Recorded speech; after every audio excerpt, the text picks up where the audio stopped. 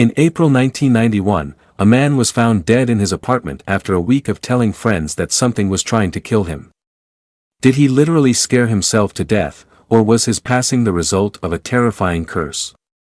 Join us this week as we take a look into the peculiar death of Christopher Case. Christopher Case was a small-town radio DJ who had grown up in Richmond, Virginia. He was a well-rounded individual, intelligent, sophisticated, and an absolute fitness zealot, who took vitamin supplements daily and exercised religiously. In his early 30s, he decided to move out west to Seattle in Washington state to start a new career as a music executive. He worked for the Muzak Holdings Company, producing the soft music heard in lifts and waiting rooms all over the world. Chris was a popular young man. He had made good friends in his new role, and still managed to keep in regular contact with old friends back in Richmond, but despite this, he was a bit of a loner and had remained single for many years. This is not strange in itself. His job required him to travel all over the United States, and he had a real passion for music, particularly compositions of the ancient world. Chris's idea of a good time was sitting at home listening to his favorite tracks rather than going out to socialize of an evening. He found solace in the arrangements of notes and harmonies rather than in the company of others. He didn't want for much, he didn't bother other people, and in return, other people didn't bother him. And it is for this reason that nobody who knew him has ever been able to understand the week in the summer of 1991, which would ultimately end in tragedy. On the morning of Thursday, the 18th of April, Chris was found dead in his apartment.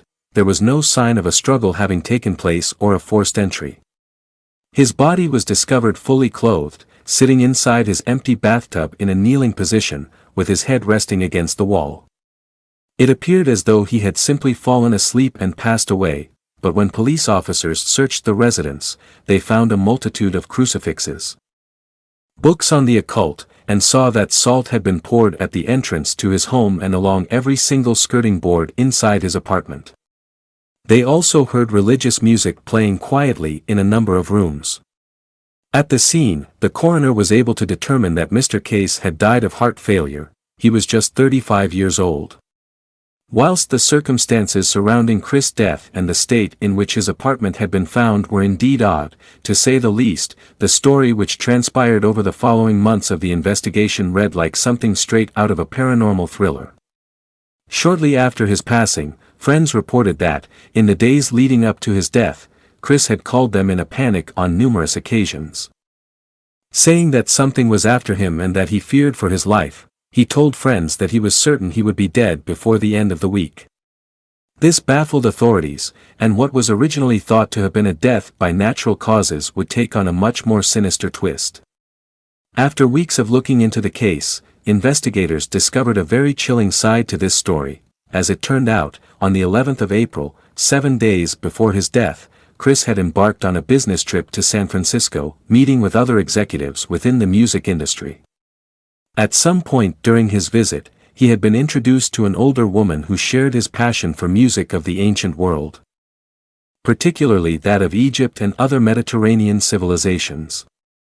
They seemed to have a lot in common, and as their conversation progressed, it became clear to Chris that this woman wished to pursue a romantic relationship with him. She made no secret of her feelings and asked him to take her home on more than one occasion. Being a man of integrity, he politely declined these requests.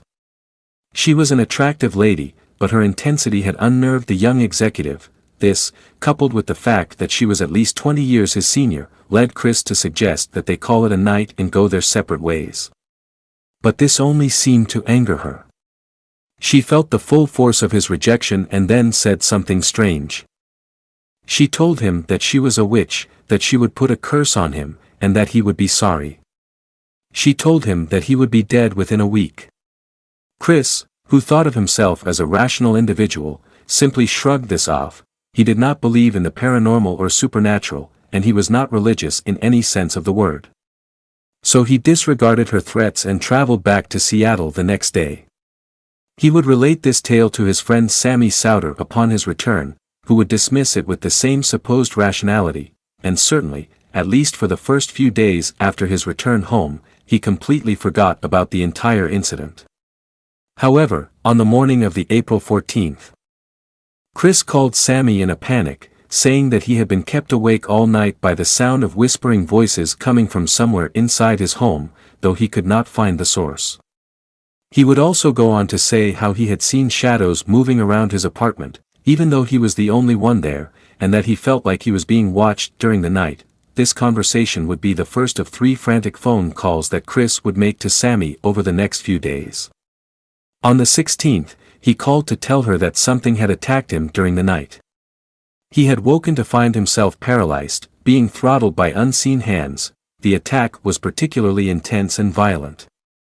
The force of it lifting him off his mattress before releasing him and throwing him back onto his bed. Afterwards, he had noticed tiny cuts on the ends of each one of his fingers, and that his bed sheets were stained with his blood.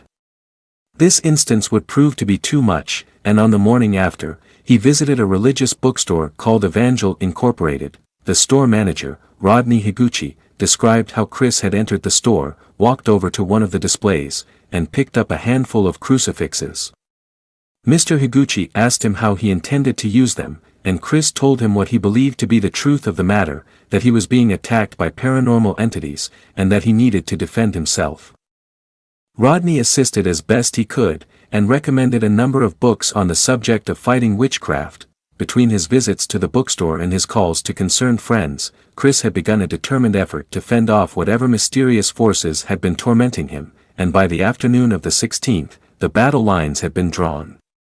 He had placed a number of crucifixes around his home, which were interspersed with candles, and he had poured lines of salt along the extremities of each room, leaving small piles in each corner. He had also written many notes on methods of combating evil spirits, which were scattered throughout his apartment. It had been less than a week since his meeting with the strange woman. But Chris was a changed man, barely recognizable compared to the confident, rational young executive he had been only days beforehand.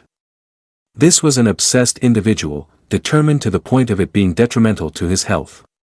He wasn't sleeping, and he had not shown up for work in 2 days. He called other friends besides Sammy, and they would describe how they could hear in his voice how utterly afraid he was. And unfortunately for Chris, the evening of the 16th would be his most harrowing experience to date. It is not exactly clear what happened during the course of the night, but something frightened him so much that he left his home during the early hours of the morning. And stayed at a hotel. Because of this, Sammy could not get through to him the next morning. Her only recourse was to call a local police department and ask them to do a welfare check on Chris' property. Upon arrival, they found the premises locked and were unable to get access. They left the scene and reported their findings back to a concerned Sammy. Living on the other side of the country, she felt distraught and helpless as to what else she could do, and had no other choice but to wait to hear from Chris. That evening, she came home to find a message stored on her answering machine. Little did she know it in that moment, but this would be the last time she ever heard from her friend. To her surprise, there was an eerie calm to the young man's voice, almost as if he had resigned himself to his fate. In the message, he spoke about how they had almost got him the night before, and that he believed this would be his last night on Earth. Sammy wouldn't be the only person to hear from Chris that day, however. He had also visited a Catholic priest in the afternoon, and later on, he had returned to Evangel Incorporated. On this occasion, Rodney Higuchi described how Chris had looked exhausted but desperate, and that he had asked for more advice on how to defend himself, which the store manager was only too happy to provide. Despite Chris' best efforts, he would lose his life on the night of the 17th of April. 1991, myocarditis was listed as the official cause of death in the coroner's report, a sudden and seemingly inexplicable stopping of the heart. So did Christopher Case somehow manage to convince himself that he had been cursed, and then literally scare himself to death? Or was there something far more mysterious and sinister at work? The jury is still out. Even after all this time, myocarditis is a rare, but potentially deadly disease, affecting 1 in every 100,000 people. It is not hereditary, and therefore not based on one's genetic makeup. It can afflict anyone at any time, but most commonly occurs in people between the ages of 20 and 40. It is not unheard of for myocarditis to strike young men and women who are otherwise fit and healthy. And in fact, it has been the cause of many sudden deaths in young athletes around the world. Some medical experts have also suggested that there is a link between the disease and man-made supplements such as vitamins or steroids, which they believe could aggravate an existing condition. With this in mind, it is important to remember that Christopher Case was a fitness enthusiast. He went to the gym to exercise daily.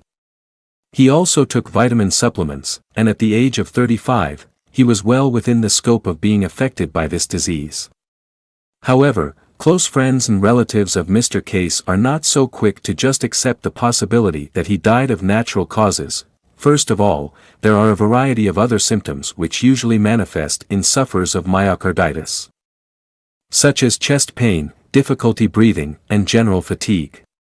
Furthermore, before a fatal attack such as this, the sufferer will usually display flu-like symptoms in the weeks leading up to their death. Chris experienced none of these things. He was an otherwise fit and healthy young man with a top-notch immune system.